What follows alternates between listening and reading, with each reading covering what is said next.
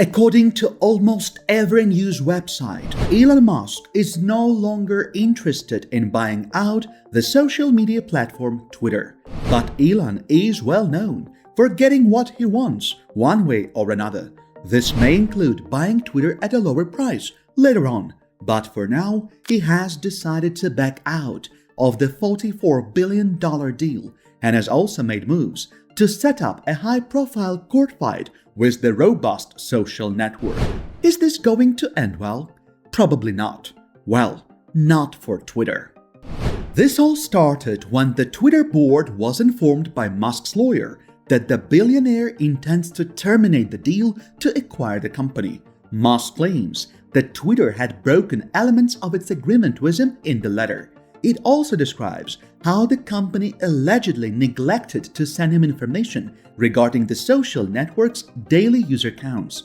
Musk claims that Twitter violated various portions of the agreement by failing to give him extra information about the number of fraudulent accounts on its service, among many other things.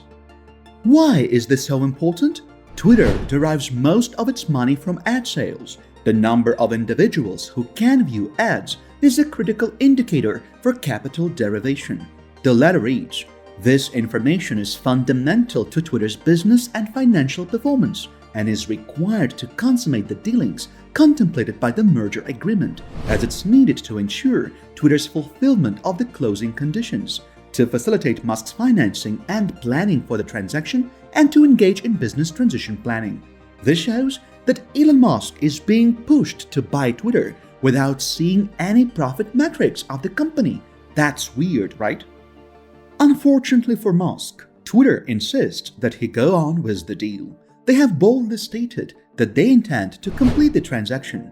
Their take is, "We are committed to finalizing the acquisition at the agreed-upon price and conditions with Musk, and we intend to take legal action to enforce the merger agreement. We're optimistic that we will be successful at the Delaware Court of Chancery." As a response to that, Musk's lawyers replied, "Musk is discontinuing the merger agreement because Twitter appears to have made false and misleading representations on which Musk relied when entering into the merger agreement and is likely to suffer a company material adverse effect." Initially, Elon proposed to buy Twitter for $54.20 a share in April, but the social network's stock price has since fallen. The bid price was a 38% premium to Twitter's closing stock price on the 1st of April, when Musk announced he controls more than 9% of the company. Musk had said that the purchase could not proceed unless he received confirmation that less than 5% of Twitter's 229 million daily users in the first quarter were false or spam-focused. Could this be the main reason why Musk is terminating the agreement? In one of his recent interviews, Musk mentioned that he is deeply concerned about the future of Twitter's business. Since he negotiated an arrangement with Twitter, the company's stock price has enormously dropped, raising concerns about a possible recession.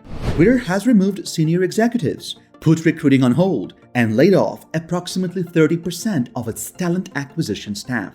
It beats us to see that after causing significant damage such as this, Musk could turn around to say he's no longer interested in the deal. He was firm about his reasons for purchasing the company initially. He remarked, "Twitter has huge potential. I'm excited to work with the business and the user community to unlock it." The First Amendment of the United States Constitution applies to the government but not to companies like Twitter, which have special rules regarding what is and is not permitted on their platforms. Musk mentioned freedom of expression once again when Twitter announced the partnership in April. He also expressed his desire to improve Twitter with new features and vowed to open source the service's algorithms, combat spam bots, and authenticate all people. Musk tweeted on the 19th of April that social media regulations are fine if the most extreme 10% on the left and right are equally dissatisfied. He also said he would lift the ban on former US President Donald Trump, who was banned from the platform after the Capitol Hill riot on the 6th of January due to worries about encouraging violence. Trump said he would not return to Twitter even if the company removed the ban. In March, Musk questioned his followers through Twitter if they thought Twitter protected freedom of expression. He said the poll findings, in which almost 70% of the 2 million respondents indicated no, would be extremely significant. Failure to adhere to free speech rules significantly threatens democracy, given that Twitter functions as the de facto public town square. What steps should be taken? Musk said in a subsequent tweet. Then he made an offer to acquire Twitter, stating that he thought Twitter needed to remain private for him to achieve his aim. Since then, Musk's attempts to purchase Twitter have been proven rocky. Musk turned down a position on Twitter's board of directors before proposing to take the company private. Musk also spoke with Dorsey in early April, during which Dorsey said that Twitter, a publicly listed firm, would be better served as a private corporation, according to the documents. A filing with the United States Securities and Exchange Commission gave further insights into the transaction. In March, Elon Musk talked with Twitter co-founder Jack Dorsey about the future of social media and decentralizing social media so that consumers have more control over their data and the information they view. On the 15th of April, Twitter co-founder Jack Dorsey tweeted, "As a public business, Twitter has always been for sale. That's the true problem." Twitter seems to violate the merger agreement because it seems to include substantially false claims. Twitter specifically stated that no documents filed with the United States Securities and Exchange Commission since the 1st of January 2022 included any untrue statement of a material fact.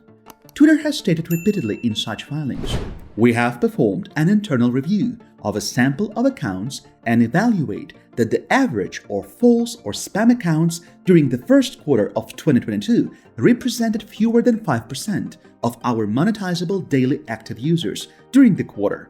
And after we determine an account is a spam, malicious automation or fake, we stop counting it in our monetizable daily active users or other metrics." Musk consented to enter into the merger agreement based on this representation in it, as well as Twitter's many public comments in publicly filed SEC documents regarding fake and spam accounts. If these crucial allegations are in fact false, Musk has all the right to terminate the merger agreement.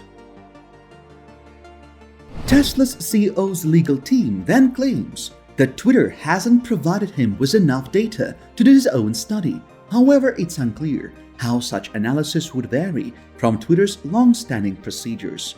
The letter also claims that in an undisclosed phone discussion, Twitter informed Musk that the firm includes suspended accounts in its monetizable daily active user figures and cites this as support of his claims that the company's counts are not accurate. Agrawal has already refuted Musk's claim that Twitter undercounts bogus accounts by detailing the company's process, which generalizes statistics for the whole platform based on a random sample of accounts. We don't feel this calculation can be completed outside, given the important necessity to utilize public and private information, which we cannot disclose, Agrawal said in May. For better or worse, we'll be hearing a lot more about that argument in the coming days, as Musk and Twitter seek to work out the ugly, month-long legal fight. But is it possible that Twitter has a strong case against Elon? The merger deal contains a specific performance provision which states that Twitter may sue Musk in court to compel him to complete the acquisition, as long as he has the finance. While this may seem a hazardous and expensive move for Twitter, Lipton claims the company's argument is substantial and its board has tremendous motivation to push the sale through. Investors anticipate receiving $54.20 per share for their holdings. According to some sources familiar with the negotiations, the board believes that the sale agreement with Musk is the most valuable aspect of Twitter right now. They'd rather have the $54.20 without going to court, but it is worth fighting for, Lipton said. Given the firm's current share price, Twitter seems to be getting a steal at $54.20. So there is a lot they could give up that would still be worth it in the end if they could compel Musk to shut. Speculations show that Musk is embarking on this route to create room to negotiate a lower price for Twitter.